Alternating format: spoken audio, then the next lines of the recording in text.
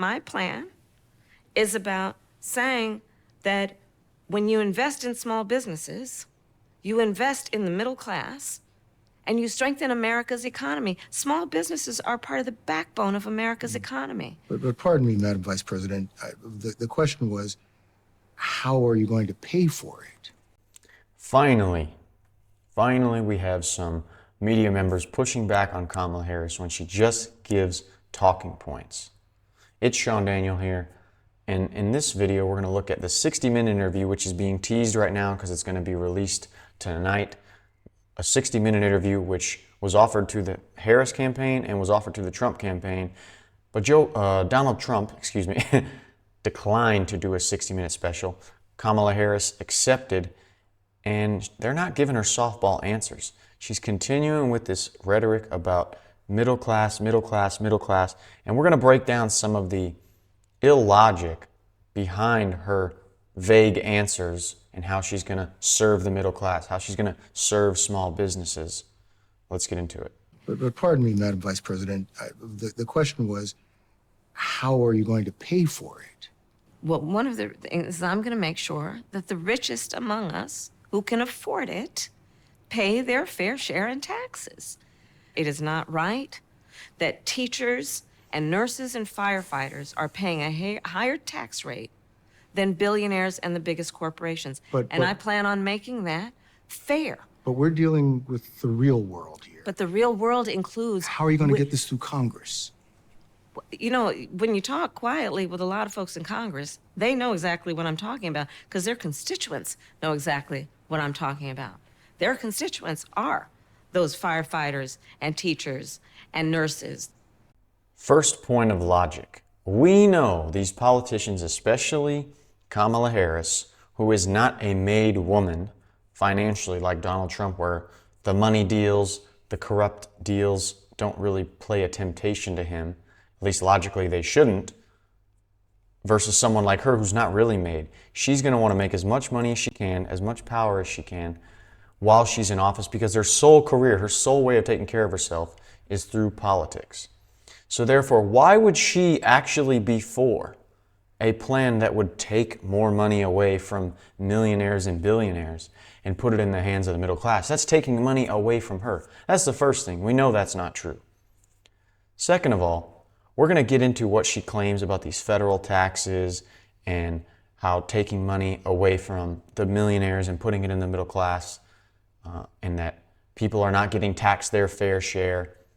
We're going to break that down with some different statistics and stats that we have right here. Statistics, stats, same thing. I don't know why I'm repeating myself. But before we do that, people in America can see through the BS, probably like yourself. Because first of all, look, just the like to dislike ratio already. Now that's not an indicator of everything, okay? But it does show me just how many people are aware of her BS. Like the top comment right here. She didn't seem to actually answer the question. Did she just say, you asked the question I don't want to answer, so let me give you the question that I'd like to answer? She's not answering the question. She looks like she doesn't want to be there. I forgot the question after she started rambling. She doesn't really answer the question. How are you going to pay for it?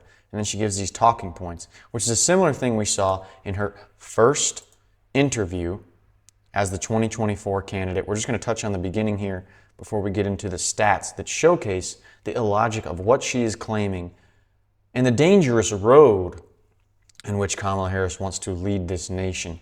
At least her talking point during the campaign is that if she got in power, she obviously would not follow through on that. You just laid out your economic vision for the future. Yeah. But still, there are lots of Americans who don't see themselves in your plans. For those who say these policies aren't for me, what do you say to them? Well, if you are hardworking, if you have the dreams and the ambitions and the aspirations of what I believe you do, you're in my plan. You know, I have to tell you, I really love and am so energized by what I know to be the spirit and character of the American people. We have ambition, we have aspirations, we have dreams. We can see what's possible. We have an incredible work ethic, but not everyone has the access to the opportunities that allow them to achieve those things. But we don't lack for those things.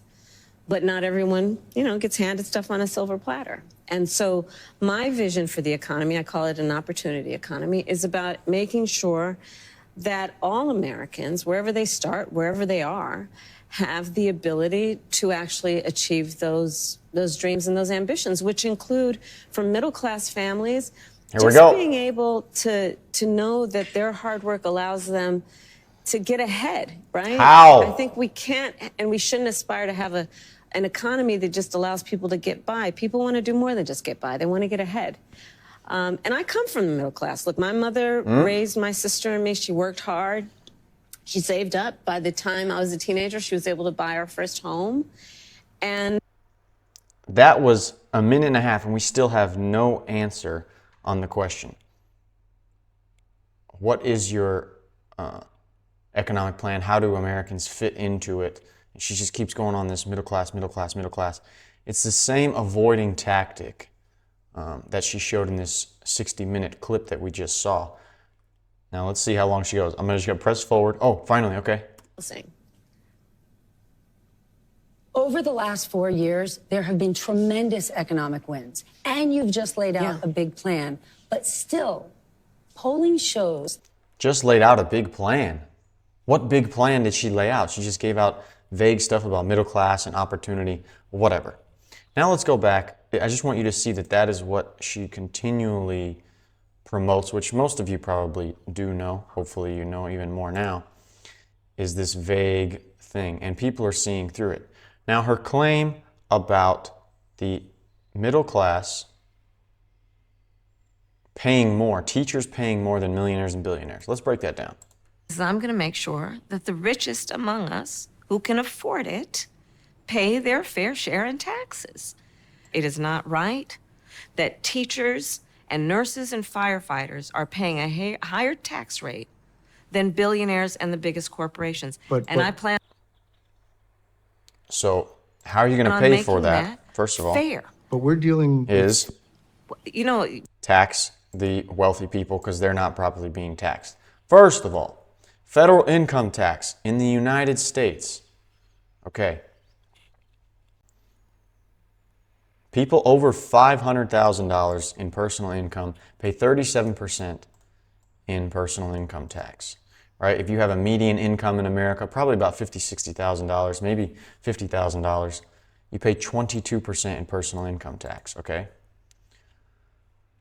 Now, if she's talking about corporate tax, that these corporate taxes, these billionaires and millionaires who own corporations, that they don't pay tax. Well, in the U.S., the federal corporate tax rate is a flat rate of 21% if you have a corporation. States may also impose separate corporate taxes on companies.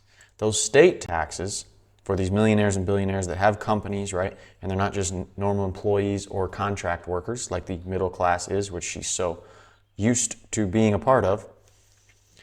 On top of the 21% corporate tax rate, you would have, in some states, it ranges from 2.5% to 9.8% in Minnesota. 4 states, Alaska, Illinois, Minnesota, and Jersey, have corporate income tax rates of 9% or higher. 12 states have it below 5%. Nevada, Ohio, Texas, and Washington impose a different way of doing it. And South Dakota and Wyoming are the only states that levy neither a corporate income nor a gross receipts tax. So corporations do get taxed. But Sean, there's a bunch of companies, I thought, like Amazon, that get tax cuts. They make billions of dollars a year and they don't pay taxes on it. That is true, okay? Now, that is partially because of government deals, okay? Where what happens is, like we report right here, dozens of large corporations actually pay more money to their top executives than they shell out in federal taxes in this 4-year period that's stated right here.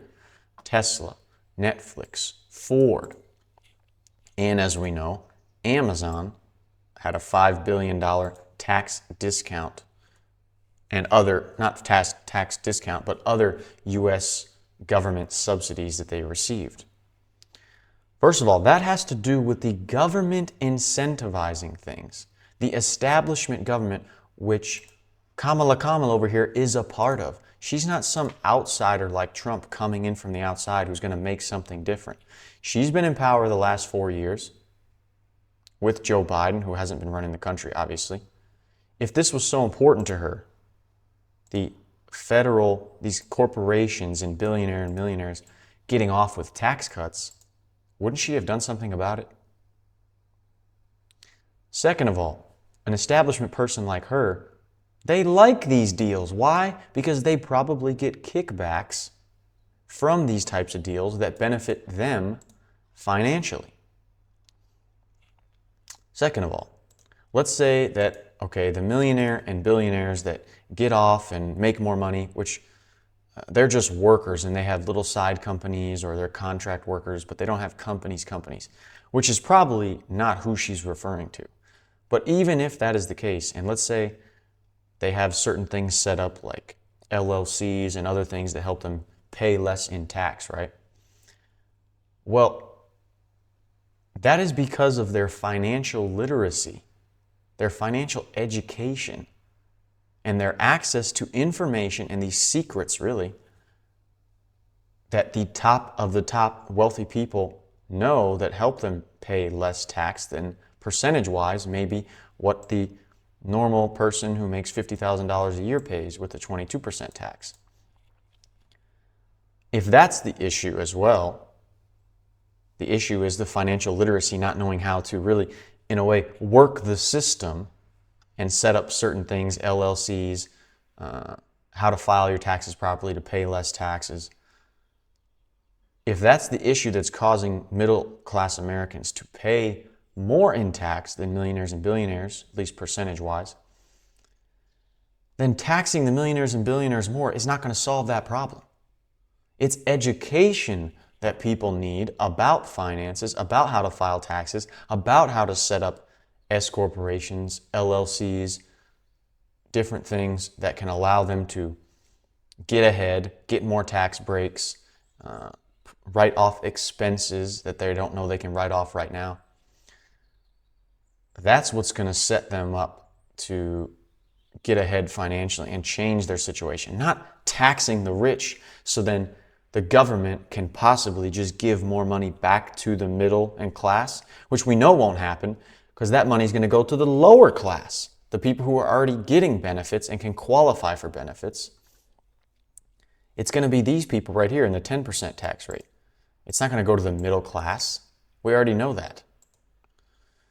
So that's some of the illogic that Kamala Harris is promoting with this vague economic plan that she's going to outline and going to instill, which doesn't make any sense because she's basically been in power the last 4 years and she could have instilled that with the Biden administration unless her hands were tied, which I highly doubt that, knowing that Joe Biden was really not running the country at all. Hope you guys enjoyed this breakdown. I know this was more of a serious one. I kind of get sick of seeing everyone just talk about talking points and hyped up videos, which are cool to review sometimes, but this is a serious one. And I hope you enjoyed it. Again, itsSeanDaniel here. And if you want to see more videos like this, feel free to subscribe, and I will see you in the next video. You're welcome, Kamala, for the economic lesson.